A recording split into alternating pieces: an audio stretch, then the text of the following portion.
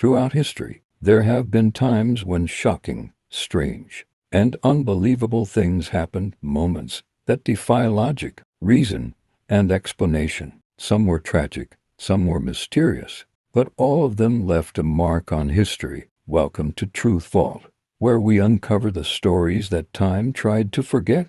Our story today takes us back more than 500 years, to the summer of 1518. In the small town of Strasbourg, France, it began quietly, almost harmlessly. A woman named Frau Trophius stepped into the street one morning and began to dance. There was no music, no festival, no reason. She just kept moving, her feet twisting, her body jerking, hour after hour under the hot July sun. At first, people laughed. They thought she was celebrating, or maybe mocking someone. But when she didn't stop, even after her legs began to shake, the laughter faded into concern. The next day, she was still dancing. And the next, within a week, more than 30 people had joined her. They danced uncontrollably through pain, exhaustion, and blooded feet. They collapsed, only to rise again, like puppets pulled by invisible strings. Before we continue, if you enjoy true stories that sound impossible but actually happened,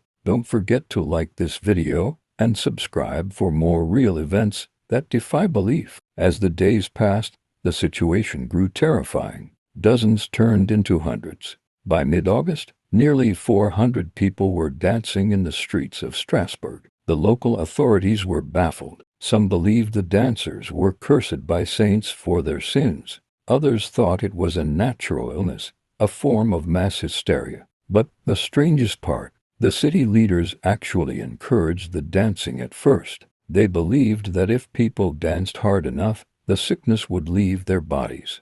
So they cleared the marketplace, built a wooden stage, and even hired musicians. Soon, the air filled with drums, fiddles, and the screams of the dancers, people moving until their hearts gave out. Witnesses said some danced until they collapsed and died from exhaustion, stroke, or heart failure. No one could explain why it happened. Some thought it was ergot poisoning, a hallucinogenic mold that grew on damp rye bread. Others believed it was a psychological contagion, spreading panic and hysteria through the community. But the truth remains uncertain. What we do know is that, after weeks of chaos, the dancing slowly stopped. The survivors were led away to a shrine on a nearby mountain, where priests prayed over them, and the strange compulsion finally ended. The dancing plague of 1518 remains one of history's most bizarre mysteries, an event so strange that even modern scientists can't fully explain it. Hundreds danced, many died, and no one knows why.